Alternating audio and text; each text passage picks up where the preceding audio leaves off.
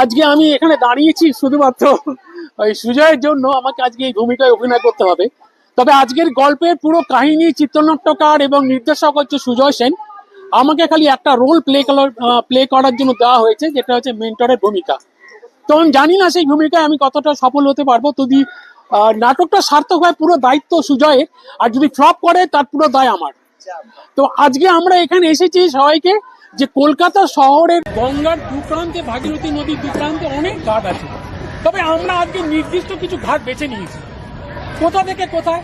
এই যে এইখানে যে ঘাটটা দেখছেন, ছোটলালের ঘাট, এই ছোটলালের ঘাট থেকে আমরা যাব যতটা পারবো। আমাদের বাবু মায়ের ঘাট অব্দি টার্গেট আছে, জানি না সেই সব মানে ওই অব্দি যেতে পারবো কিনা, তবে যতটা যাওয়া যায় ততটাই যাওয়ার চেষ্টা করব।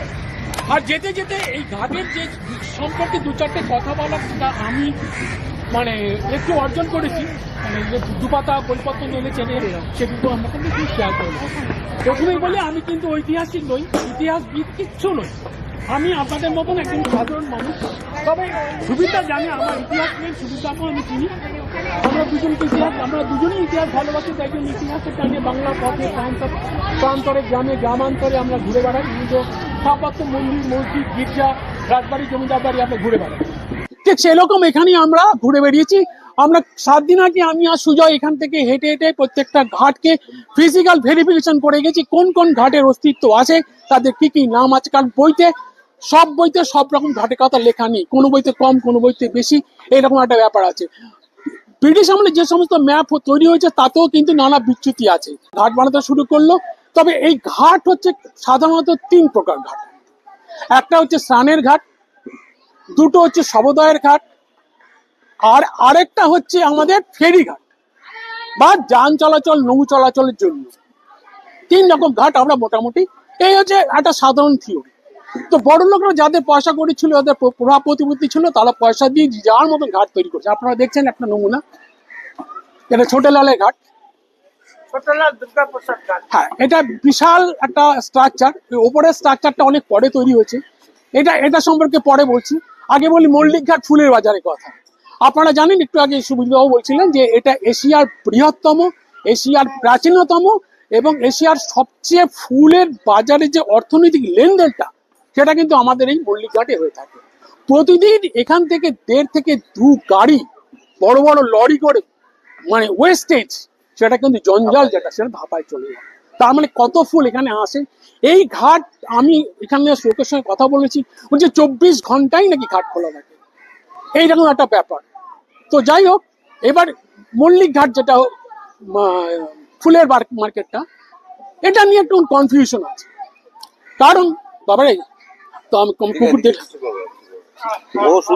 এখানে ইতিহাসে পাওয়া যায় 2টো ঘাটের কথা। এনসি মল্লিক ঘাটের কথা আমরা ব্রিটিশ আমলের ম্যানচিত্রে পাই। এনসি মল্লিককে কেউ বলে নয়নচাঁদ মল্লিক, যার পুরো নাম কমল নয়ন চাঁদ মল্লিক। আবার কেউ বলে নিমাই চরণ মল্লিক। এবার এই নিয়ে একটা কনফিউশন আছে, কে 2টো ঘাট তৈরি হয়েছিল নাকি একটা ঘাট তৈরি হয়েছিল।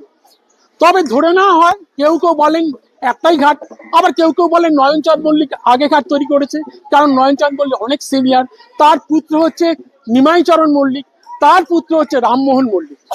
তবে আমরা যেটা এখন দেখি, নিমাই চরণ মল্লিক, তার 8 পুত্র, তার মধ্যে রামমোহন মল্লিক বেশি দিন বেঁচে ছিলেন, প্রায় 85-86 বছর অব্দি উনি বেঁচে ছিলেন। উনি ওনার বাবার স্মৃতিতে এই নিমাই চরণ মল্লিক ঘাটটা উনি তৈরি করেছিলেন। সেটা ধরে নেওয়া হয় যে 1855 সালে। কেন 1855 সাল থেকে এই মল্লিক ঘাট ফুলের বাজারে জয়যাত্রা, সেই জন্য এই ঘাটটা। কিন্তু উনি কিন্তু ফুলের বাজারের জন্য কি ঘাটটাই তৈরি করেছিলেন, এই নিয়ে ঐতিহাসিকদের মধ্যে নানা রকম মতানৈক্য রয়েছে বা দ্বিমত রয়েছে। কারণ আমরা জানি ঘাট তৈরি করার উদ্দেশ্যগুলো আপনাদের আগেই বলেছি। সুতরাং মানে ফুলের বাজারের জন্য ঘাটটা তৈরি হয়নি, ঘাটটা তৈরি করার পর ফুলের বাজারটা অটোমেটিক এখানে ওর সঙ্গে জুড়ে গেছে। এবার তাহলে নয়নচাঁদ মল্লিকের ঘাটের কথা মানে কোথায় গেল? এবার এই কারণ 1873-74 সালে যখন এই হাওড়া ব্রিজ তৈরি হয়, তখন এখানে কিছু পরিবর্তন হয়। তখন এই কিছু ঘাট আর কি সরিয়ে নিয়ে যাওয়া হয়, স্থানান্তর ঘটে, এরকম কিছু ঘটনা আছে। আর শর্ট করে দিচ্ছি। তো এইবার হচ্ছে কি, কবে হয়েছিল? 1856 1855 সালে হয়েছিল। মিউনিসিপ্যালিটি থেকে একটা পাম্পিং স্টেশন তৈরি করা হয়েছিল, যেটা আপনারা যেটার সামনে আমরা জড়ো হয়েছিলাম। সেই পাম্পিং স্টেশন থেকে এখান থেকে গঙ্গার জলটাকে পাম্প করে বিভিন্ন বাড়ি বাড়ি পৌঁছে দেওয়ার একটা পরিকল্পনা নেওয়া হয়েছিল। হ্যাঁ, সেই সময় কথা অনেক আগে, সেই জন্য ঘাটটা নাকি কিছু চেঞ্জ হয়েছে, আর এই হাওড়া সেতু তৈরির জন্য কিছু ঘাটে অদলবদল হয়েছে। সেই এবার বলি ছোটেলালে ঘাট। এই যে ছোটেলালে ঘাট দেখছেন, একটা সুদৃশ্য স্ট্রাকচার, এখানে ইউরোপিয়ান স্টাইলের একটা আপনারা স্ট্রাকচার দেখতে পাচ্ছেন, এখনো কতখানি মজবুত রয়েছে দেখুন, এখনো খানিকটা মেনটেনেন্স হয়। এই ছোটেলাল কে ছিলেন কেউ বলতে পারেন না। তার সম্পর্কে দুটো কিংবদন্তি আছে। প্রথম কিংবদন্তি হচ্ছে যে তিনি শেয়ার মার্কেটে কাজ কারবার করতেন, যার জন্য প্রচুর পয়সা ওনার মানে অর্জন করতে পেরেছিলেন, এবং ওনার নিঃসন্তান হওয়ার জন্য এক ফকির নাকি তাকে বলেছিলেন যে তুমি যদি একটা ঘাট তৈরি করো মানুষের সেবার জন্য, তাহলে তুমি পুত্র সন্তান লাভ করবে।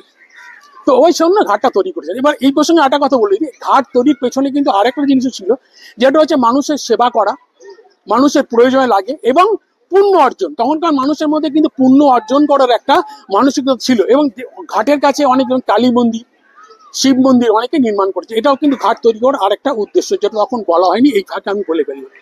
আচ্ছা, আরেকটা কিংবদন্তি কি বই বলছে যে উনি মারা যাবার পর প্রচুর পয়সা রেখে যান, তখন ওনার যারা ডিসেন্ডেন্ট ছিলেন তারা তখন ঠিক করে যে ওনার নামে এখানে একটা ঘাট তৈরি করে দেওয়া হবে। কি করে, তখন ম্যাকিন্টস বার্ন অ্যান্ড কোম্পানিকে দিয়ে 1875 সালে, মানে হাওড়া ব্রিজ তৈরি হওয়ার পরে 1875 সাল, এই ঘাটটা 1 লক্ষ টাকা ওদের বাজেট ছিল ওদের পরিবারে, ওরা 95,000 টাকা দিয়ে ঘাটটা তৈরি করেছে। এরপরে আমরা দ্বিতীয় আটা দেখবো গণপত রায় কায়ার ঘাট। এই কায়া কারা হয়, কারণ মারোয়ারি জৈন যারা, তারা হচ্ছে কায়া, তাদেরকে বলে কায়ার, আবার চলতি কথা কেইয়া বলে থাকে। এই কায়ার হচ্ছেন তিনি হচ্ছিলেন শেয়ার মার্কেট একজন দালাল। আমরা দেখবো আরেকটা ঘাট আমরা সিঁড়ি নামবার সময় দেখে নিলাম, আপনারা খেয়াল করছেন, আমি দেখালাম। না না, সব প্রত্যেকের ফিজিক্যাল প্রেজেন্স আলাদা, কিন্তু এখন সব জট পাকিয়ে গেছে। আর এই মানে বাজারটা হওয়ার ফলে এই অঞ্চলটা হয়েছে যে এই টোটালটাই ওই ব্রিটিশ পিরিয়ডের সময় ওই এনসি মল্লিককে।